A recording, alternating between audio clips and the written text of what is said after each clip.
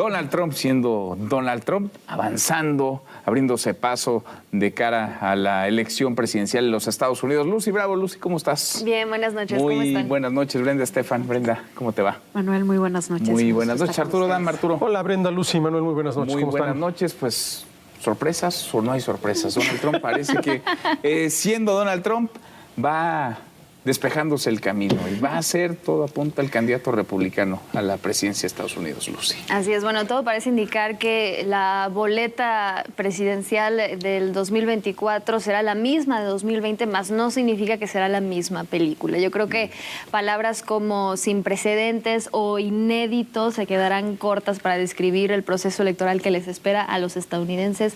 No podemos decir que los envidiamos para nada, porque si revisamos tan solo lo que ha ocurrido en las últimas 48 horas en Estados Unidos, el hecho de que el expresidente Donald Trump pasara de ganar las primarias en Iowa a presentarse ante un juez para atender una de las más de 90 acusaciones en su contra y procesos judiciales abiertos, nos habla mucho de lo que va a ser, digamos, el ambiente en que se va a llevar a cabo este proceso electoral, y va a pesar mucho más Trump el acusado que quizás Trump el candidato. Y yo creo que otra muestra de eso será el simple y sencillo hecho de que el 4 de marzo es cuando inicia el juicio en su contra por esta acusación de intentar anular el proceso electoral de 2020, y esto ocurre un día antes del supermartes, cuando 3 estados, nada más y nada menos, acuden a las urnas para elegir, ¿no?, a quien podría estar en la boleta. Y yo creo que en general esto nos habla así también del por qué, o podemos entender por qué los estadounidenses, o al menos el 65% de ellos, dice estar exhausto con sus políticos, con su sistema electoral, y eso que apenas esto va a iniciar. Y en cuanto a la sustancia, pues bueno, tampoco nos puede sorprender que una vez más pues se estén colocando los temas que ya conocemos bastante bien, ¿no? Y si en su momento el entonces presidente Bill Clinton lo resumía muy bien con "es la economía estúpido", como resumiendo o hablando del tema que dominaba la mente de los estadounidenses, yo creo que podría ser más bien es la frontera estúpido. Porque es la frontera. Al final del día ya estamos viendo consecuencias reales de un impasse legislativo, por ejemplo, a raíz de la crisis fronteriza, en cuanto a la ayuda militar, por ejemplo, a Ucrania, y todos los otros temas que también van a pasar a un segundo plano, porque todas, digamos, las armas van a apuntar hacia la seguridad fronteriza en cuanto a la contienda electoral. Somos tema, vamos a seguir siendo tema. Arturo, ¿cómo ves las cosas? Bueno, y mira, lo dijo Trump, ¿no? Si gano, al mediodía del día que asuma yo la presidencia, empiezo a deportar gente. Lo dijo, ¿no? Es decir, y de manera masiva. Y de manera masiva. Ahora, mi Manuel, este es un tema interesante porque, vamos a ver, yo estoy a favor de que se eliminen las aduanas, los pasaportes, las visas, y que los seres humanos podamos transitar por el mundo como los mexicanos por México. Que si no es por el letrerito que dice "adiós Veracruz", "hola Tamaulipas", no te das cuenta que pasaste de un estado a otro, porque el libre tránsito forma parte del derecho humano a la libertad individual, y todo lo que limite, condicione o prohíbe ese tránsito, sin duda alguna, va en contra de esos derechos. Pero hay que ver también, Manuel, que hay leyes, y toda la gente que está ilegalmente en Estados Unidos lo hizo violando la ley, y las leyes están para cumplirse, y el gobierno está para hacerlas cumplir. Si las leyes son injustas, habría que cambiarlas, pero mientras no se cambien, yo creo que sí se tienen que hacer cumplir. Entonces, no es que vaya a cometer ilegalidades Trump, lo que quiere es hacer cumplir la ley. Ahora, el tema sería también cómo, porque hay de maneras a maneras para regresar a las personas a su país. De cerrar la frontera. Sí, de cerrar la frontera. Eso ya va a ver, ahora, más allá de cerrar la y frontera y sacar a los ilegales. O sea, no dejar que entren más ilegales y sacar a los que ya están.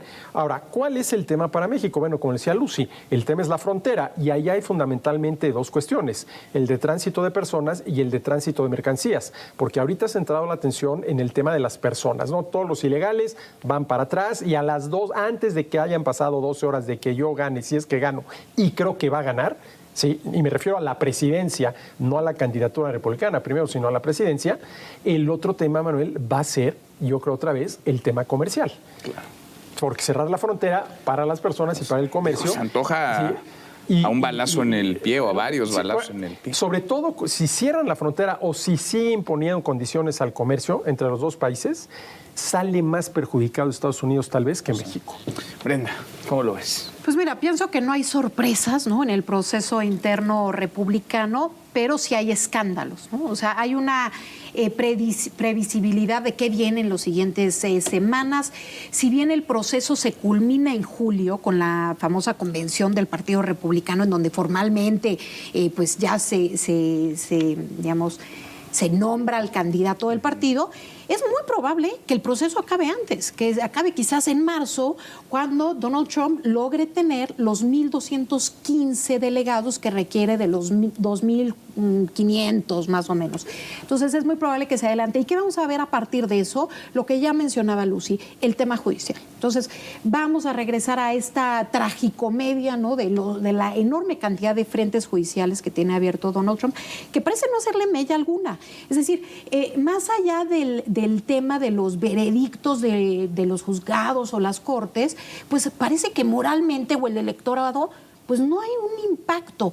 El electorado está tan cansado, digamos, pues quizás de la política tradicional, que está dispuesto a querer a Donald Trump de regreso, con todo lo que eso implica, porque Ron DeSantis se quiso presentar como una alternativa que era el Donald Trump sin el caos, el Donald Trump sin la impredecibilidad.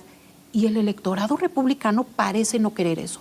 Quiere a Donald Trump con su caos, claro, ¿no?, con todo lo que eso representa. Les encanta Donald Trump. Les encanta. Y entre más acusaciones, más popularidad. Pareciera que además, como muchos de ellos consideran que el tema del Capitolio, me parece que el 65% de los republicanos considera que el tema del Capitolio fue armado por el FBI, pues más bien lo ven como una víctima. Y creen que todos estos juicios, se han comprado esta historia de que estos juicios lo único que buscan es detenerlo, que no tienen un trasfondo realmente jurídico, sino que en el fondo hay una intención política de detener a Donald Trump.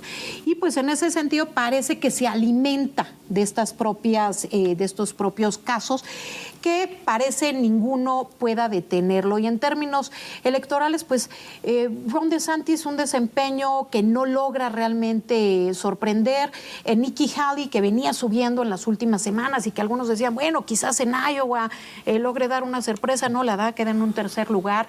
Viene New Hampshire, le irá mejor allá. Ella trae un 30% del electorado republicano en New Hampshire, porque es el electorado quizás más educado, más libertario, digamos, dentro del Partido Republicano, pero ese no es el mayoritario. El mayoritario hoy en el Partido Republicano es la clase trabajadora, blanca, y ahí pues no le fue bien en Iowa a Nikki Haley. Parece que no habrá sorpresas y que el candidato será Donald Trump. Ahora, mira, si me piensas nada más, lo que pasó el lunes en Iowa, que estrictamente hablando no fue una primaria, o sea, porque las primarias tienen otra mecánica, pero sí fue, digámoslo así, una elección. Trump ganó el 51%, DeSantis con el 21% y Haley con el 19%. No. O sea, del 51 al 21, 30 puntos porcentuales más. Sí, que al final, digamos que esta burbuja que se había creado en torno a DeSantis, sobre todo después de los resultados electorales que obtuvo en las intermedias, uno de los pocos logros del Partido Republicano después de que les fue bastante mal, sobre todo a los candidatos que el propio Trump apoyó en su momento, pues todo parecía indicar que había posibilidades, pero la realidad, yo creo que el titular sin duda de esta semana es que sigue siendo el partido de Donald Trump. El Partido Republicano ya no le pertenece a los republicanos, le pertenece a Donald Trump, y entonces creo que esta ala conservadora un poco más tradicional pues no encuentra todavía, ¿no?, cómo operar o cómo maniobrar o cuál es la nueva caja de herramientas. Entonces, si bien pues sí, Haley o DeSantis siguen en la contienda, pues están peleando un segundo lugar. Eso es completamente, o sea, no hay duda, va a ser Donald Trump. Sí. Y los chicharrones de Donald Trump. A mí me llamó mucho la atención la portada del New York Times de hoy, que dice algo así como Trump tightens grip over national psyche, ¿no? Y entonces como que Trump le aprieta a la psique nacional, sigue controlando la psique nacional, sigue siendo el tema toral de la política estadounidense, ¿no? Muchos pensaban que ya se había acabado, que había sido un paréntesis y se iba a su casa. Y pues no ha dejado de ser el centro de la conversación. Y mira, un poco lo que decía Brenda y lo que decía Lucía ahorita, bueno, es que el Partido Republicano ya es de Trump, pero no porque se lo haya robado, sino porque los republicanos se lo han entregado. Porque hace sentido lo que dice. Ese es el tipo de político que a la mayoría de los republicanos le gusta. Ahora, a ver, es entre las muchas cosas, a ver, Trump ya fue encontrado culpable no de violación sexual, en perjuicio de Jean Carroll, pero sí fue encontrado de abuso sexual, ¿sí? Y se le impuso una multa de $5 millones. A ver, ¿cómo es posible que una persona ya con este antecedente que ya fue declarado culpable de un abusador sexual esté contendiendo para la presidencia de los Estados Unidos? A ver, nada más el hecho de ser abusador sexual ya debería de ser motivo más que suficiente. ¿Sabes qué? No. Y su salida es que en ese momento así se hacía y ya cámbiale de página, la que sigue, así era en ese momento. No, y hace sentido, le hace sentido a su electorado en esa ruta. ¿Qué es más delicado, el personaje Trump y lo que dice, o que lo que dice haga sentido, encuentre terreno fértil ante un electorado creciente? Uno que lo tiene en la antesala de la elección presidencial, que seguramente lo volverá candidato y que probablemente lo regrese a la Casa Blanca.